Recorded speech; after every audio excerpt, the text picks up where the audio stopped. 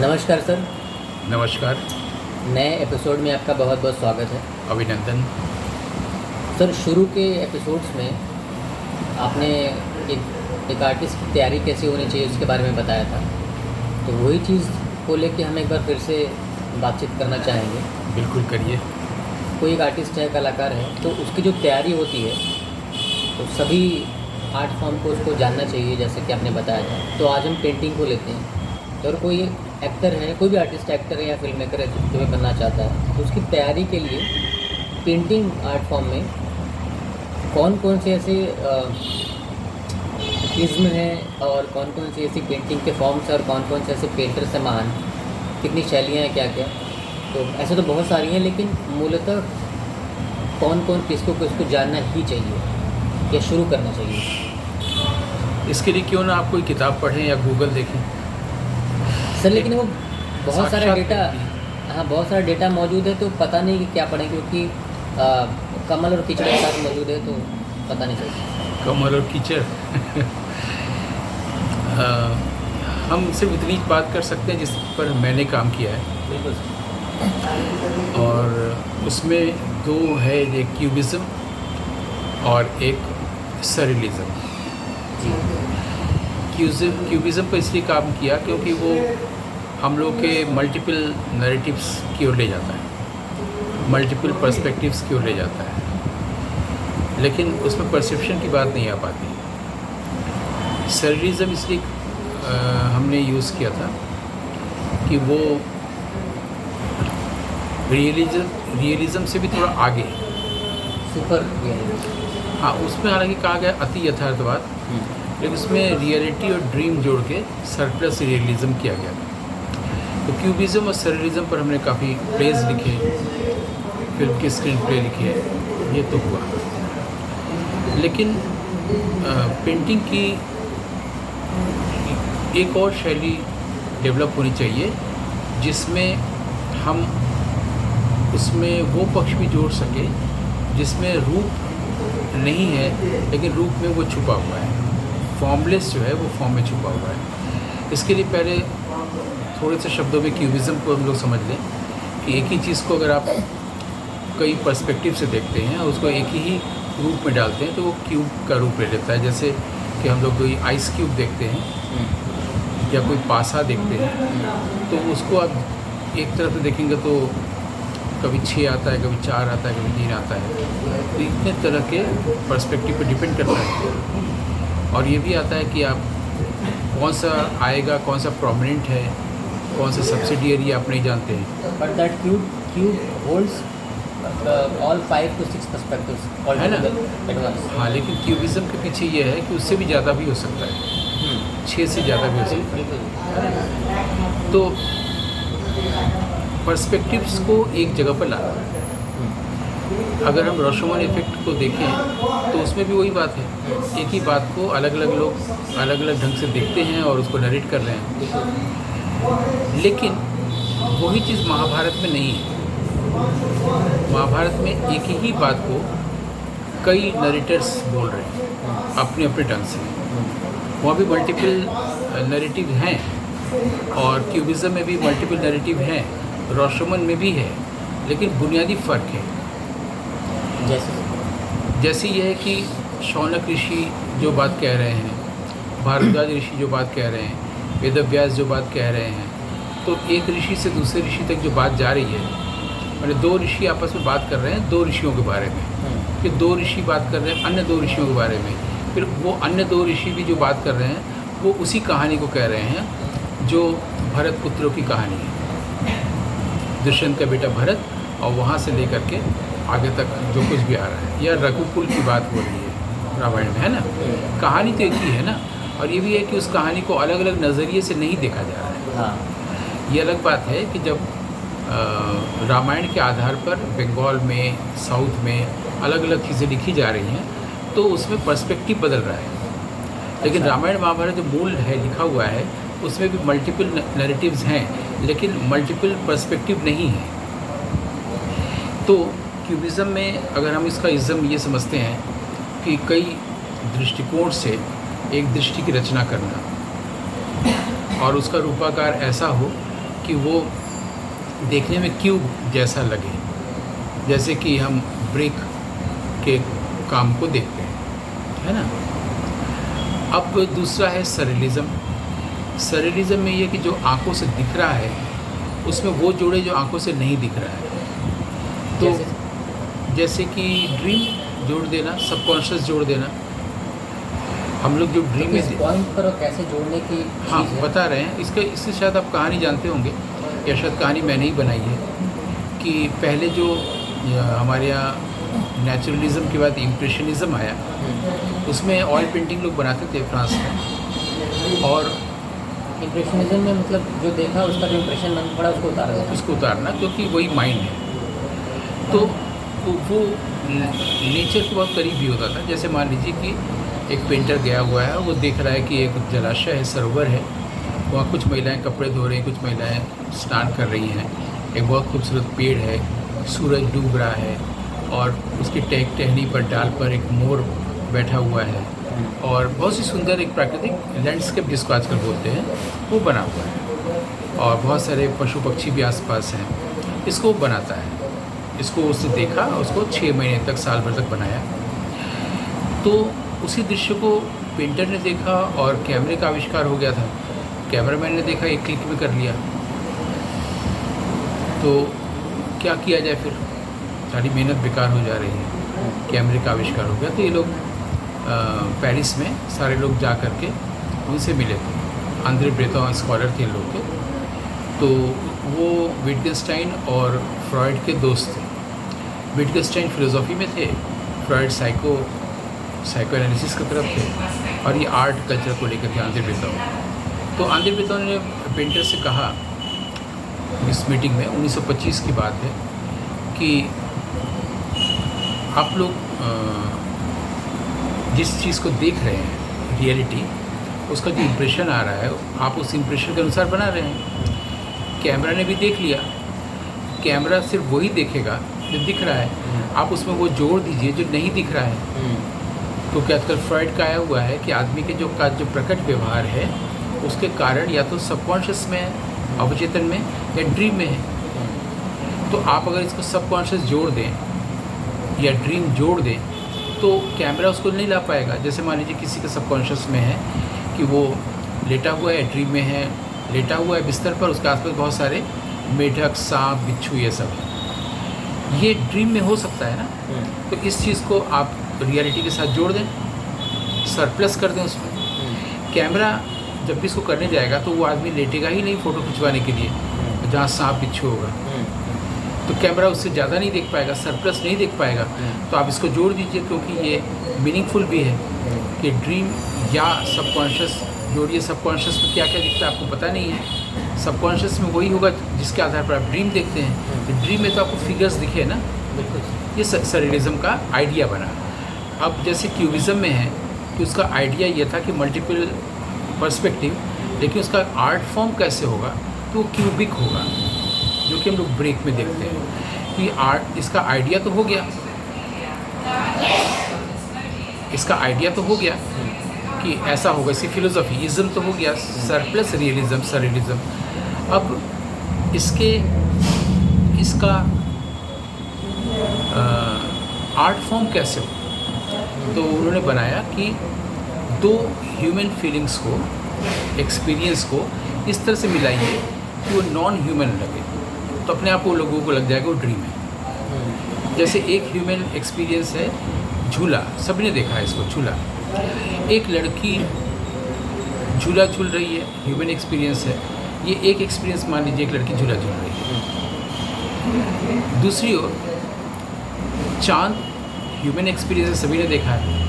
तो एक human experience है लड़की झूला झूल रही है, और एक ह्यूमन एक्सपीरियंस है चांद, दोनों को मिला दीजिए।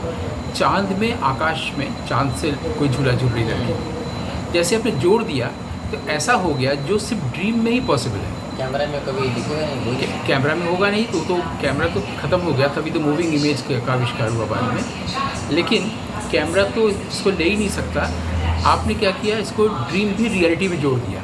रियलिटी है मूल, रियलिटी है कि एक लड़की जो स्विंग कर रही है झूले में, लेकिन ये उसमें आपने और चीज़ जोड़ दिया रियलिटी में, अति यथार्थ, सरप्लस रियलिज्म, तो ड्रीम जैसा हो गया ना। अब ये नया आविष्कार हुआ सररियलिज्म का, जिसमें फिर साल्वाडोर डाली आए जिन्होंने पेंटिंग बना के इसका इज्म का प्रचार किया, और फिर लुई बुनुएल आए जिन्होंने फिल्म बना के इसका प्रचार किया। वो सिर्फ इनको प्रचार करने के लिए फिल्में बनाई बुनुएल ने, सारी फिल्में, ग्रेट मास्टर्स भी हुए वो, और डाली ने भी किया, वो भी ग्रेट मास्टर हुए पेंटिंग के। अब ये तो हुआ पश्चिम का, और पूरे विश्व भर में, विशेषकर भारत के बाहर जितनी फिल्में बनी हैं, जितने नाटक लिखे गए हैं, वो किसी पेंटिंग की इज़्म पर है, जो कि ड्रामा के बच्चों से मास्टर्स क्लास में इंटरव्यू में पूछा भी जाता है कि बताइए वो क्लास मैनेजरी जो है वो पेंटिंग की किस शैली पर आधारित है, बताइए बर्नार्ड शॉ का जो ये प्ले है वो किस पेंटिंग की शैली, पूछा जाता है, पढ़ाया जाता है। अब इसमें ये तो जोड़ा गया, इसमें हम क्या जोड़ते हैं, वो ये जोड़ते हैं, ये हुआ फ्रांस का या पश्चिम का, जो पूरे विश्व भर में गया। भारत की दृष्टि क्या है चित्रकला में, तो उसके लिए हम जानते हैं कि यहाँ का एक ग्रंथ है, उसका नाम है चित्रसूत्रम। चित्रसूत्रम के ग्रंथ के बारे में बताया जाए, पता चलता है इस ग्रंथ को किसी ने पढ़ा ही नहीं है, देखा ही नहीं है। उसका कुछ अंश जो है वो विष्णु धर्मोत्तर पुराण में मिलता है। बहुत कोशिश के बाद मैंने काफ़ी कोशिशें की, तब कुछ अंश विजुअल आर्ट्स फैकल्टीज़ में पेंटिंग के जो क्लासेस होते हैं बैचलर और मास्टर्स में जोड़ा गया। वो भी ये कि जो 6 अंग होते हैं, षडंग पेंटिंग के, वहीं से लेकर चित्रसूत्रम से सिर्फ षडंग पढ़ाया जाता है, एकदम प्राइमरी क्लास। मैंने बीए पढ़ने गए, आप बीएफए कर रहे हैं, बैचलर इन फाइन आर्ट्स, तो पहला जो सेमेस्टर है उसमें ये पढ़ाया जाता है, वो याद करवा दिया जाता है, उसका प्रयोग क्या है किसी को नहीं बताया जाता है। ठीक है, अब जो है ये भारतीय दृष्टि है, भारतीय दृष्टि को जानना बहुत ज़रूरी है, क्योंकि अभी ये मेरी दृष्टि नहीं है। मेरी दृष्टि तब होगी जब हमने पश्चिम की दृष्टि को जाना और पूरब की दृष्टि को जाना, दोनों को देखा कहीं कॉन्वर्ज करते हैं कि नहीं करते हैं, या करते हैं ना हो, लेकिन क्या कोई समग्र दृष्टि बन सकती है, ये मेरी दृष्टि हो। इस दृष्टि से फिर हमने चित्रकला को लिया। अब आप जो पूछ रहे थे, वहाँ से यहाँ तक आने की यात्रा कितनी आपको ये हेल्प कर रही है, या आप पश्चिमी चित्र शैलियों पर ही और बात करना चाहते हैं फिल्म के लिए, या उसमें भारतीय चित्र शैली को भी जोड़ना चाहते हैं, या दोनों को मिला के अपनी दृष्टि भी विकसित करना चाहते हैं, ये बताइए। तीसरा वाला तीसरा वाला, तो तीसरे वाले के लिए तो ये बहुत ज़रूरी है ना कि आपने अगर क्यूबिज़म, सररियलिज़म, फॉविज़म, ऑविज़म, दादाइज़म, नेचुरलिज़म, इम्प्रेशनिज़म, पोस्ट इम्प्रेशनिज़म, इन सबको अगर आपने जान लिया, फिर आप चित्रसूत्रम को पूरा जाना। जैसे कि नाट्यशास्त्र एक ग्रंथ है नाटक का, या इसमें सारी कलाओं का, वैसे चित्र पेंटिंग के लिए चित्रसूत्रम है, तो उसको भी पूरा जाने। उसके बाद आप अपना डेवलप करें, और पर्पस क्या है फिल्म में उसको इस्तेमाल करने का, एक एक्टर को जानना चाहिए। तो अब मैं क्यों दोनों को साथ मिलाता हूँ, ये हमारे यहाँ कहा गया कि परस्पर देवो भव। 2 व्यक्ति हैं, अगर दोनों एक दूसरे के लिए देव बनते हैं तो दोनों में ही देवत्व भाव आएगा। वो जो भाव होगा वो तीसरी शैली होगी, उसकी अपनी दृष्टि होगी। जैसे मान लीजिए मेरा आपका संग है, तो आप मेरे लिए अगर देवता, मेरे भीतर का देवत्व जगेगा, अच्छे संग से अच्छी बातें मेरे भीतर जो है वो प्रकट होंगी, जगेंगी। मेरी वजह से अगर ये अच्छा संग है तो आपके अंदर का जगेगा, तो वो जो जगेगा वो दृष्टि हो गया। तो मुझे लगता है कि चित्रसूत्रम पढ़ने की ज़रूरत है, और विष्णु धर्मोत्तर पुराण में जिसका अंश है, कुछ अंश अग्नि पुराण में भी है, उसको पढ़ने की ज़रूरत है, और उसको टेक्स्ट भी नहीं मिलता। और जो षडंग है उसमें जो 6 अंग है, उसको भी कुछ जानने की ज़रूरत है। तो उसकी शुरुआत अभी इस एपिसोड में बात करते हुए इतनी की जा सकती है कि अगर आप एक कैनवास ले लें और ज़मीन पर रखें और उसमें पानी उड़ेल दें, तो क्या होगा, पानी उस पर से बह जाएगा। लेकिन कैनवास पेपर एक ऐसा होता है, कहीं कहीं पर पानी ठहर भी जाता है। अब वहाँ पर आप उस कैनवास को गौर से देखें तो आपको लगेगा कि कहीं कहीं पर वो पठार जैसा बन गया, इसको प्लिथोरा कहते हैं, कहीं कहीं पर हल्का सा दब गया है वो कागज़, तो उसमें आप कल्पना कर सकते हैं कि ये पहाड़ जैसा है, ये नदी जैसा है, या ये कुछ उद्यान जैसा है, ये कोई मानवीय आकृति बन रही है। आपने कल्पना की, बस आपको दिख रही, किसी और को नहीं। आपने उसको पेंसिल से वही फिगर आउट करना शुरू कर दिया जो आपको कल्पना में लग रहा है, ठीक है। तो उससे करते करते एक लैंडस्केप बन गया जो कि पेरिस के, फ्रांस के किसी भी शहरी पर आधारित नहीं है। आपको दिखा, वो आपको पहाड़ दिखा, मुझे नहीं भी दिख सकता है। तो आपकी कल्पना शक्ति का उपयोग हुआ। फिर आप जहाँ जहाँ पेंसिल से ड्रॉ कर चुके हैं उसको फुल्ली उसमें शेड दीजिए। आपको शेड देने से दूर पास, जो कि बैचलर कोर्स में सिखाया जाता है कि चीज़ को दूर कैसे करें, पास कैसे करें, है ना। किसी चीज़ को गाढ़ा दिखाएं, किसी को हल्का दिखाएं, ये सब चीज़ें वो आप कर लिए। फिर उसमें रंग भरिए। जब आपने इस तरह से एक पेंटिंग बनाई तो आप चित्र सूत्रम के पाले में आ गए, यानी व्यक्ति का जो चित्त है वही उसका चित्र है। और उसके लिए जो उसके पास शक्ति है वह कल्पना शक्ति। जैसे हमने बताई कभी आपसे इनफॉर्मल उसमें बताया था, शब्द की शक्ति होती है, अभिधा शक्ति, व्यंजना शक्ति, लक्षणा शक्ति। तो मैं आपसे अगर फ़ोन पर बोलूं कि हम लोग कल शाम को कॉफ़ी पर मिलते हैं, ठीक है, या कॉफ़ी पर बैठते हैं, ये बहुत गर्मी लग रही है, आप कूलर में बैठते हैं, कूलर में कोई कैसे बैठेगा। तो आपने ये समझ लिया कि कूलर कमरे में चल रहा होगा, हम लोग बैठेंगे टेबल चेयर पर ही। तो टेबल चेयर पर बैठना, अगर हम बोलें चलिए चेयर पर बैठते तो अभिधा शक्ति हुई, आपने वही शक्ति से जान लिया। लेकिन आपने ये कैसे जान लिया कि हम कह रहे हैं कूलर पर बैठिए का मतलब है कि टेबल चेयर पर बैठिए, कूलर साथ में। इस जिस शक्ति से जानते हैं वो शब्द की शक्ति है, इसको लक्षणा शक्ति बोलते हैं। वैसी कल्पना भी एक शक्ति है जो सबके पास नहीं होती, सिर्फ आर्टिस्ट के पास होती है, जिसके आधार पर मैं खुद अपने कार्यशालाओं में ये देखते हैं कि उसके अंदर पेंटिंग बनाने की प्रतिभा है कि नहीं, एक्टिंग करने की प्रतिभा है कि नहीं, फिल्म बनाने की भी प्रतिभा है कि नहीं। जो कल्पना नहीं कर सकता वो आर्ट फील्ड का आदमी नहीं है, वो सिर्फ रिपीट करेगा और प्रभाव नहीं आएगा। भले ही आप अगर कोई गाना गा रहे हैं तो आप किसी गीत को गा रहे हैं, आपने व्याकरण सीखा है, कोई राग सीखा है या कुछ भी सीखा है, कैसे उतार चढ़ाव कैसे है, कहाँ पर कम वो करना है, कहाँ ज़्यादा स्ट्रेस देना है ना, ये सब सीख लिया, व्याकरण सीख लिया है, गा भी रहे, लेकिन प्रभाव नहीं बन रहा है। इसलिए कोई ही गायक क्यों होता है, इतने सारे गायिकाओं का, कोई चित्रकार ही क्यों होता है। हम लोग सिर्फ ये क्यों कहते हैं सैयद हैदर रज़ा की पेंटिंग, राम कुमार की पेंटिंग, जबकि बैचलर कोर्स और मास्टर्स कोर्स करके इतने लड़के लड़कियाँ आते हैं, कहाँ जाते हैं वो लोग, वो फिल्म की स्टेज डिज़ाइनिंग में चले जाते हैं नौकरी पाने।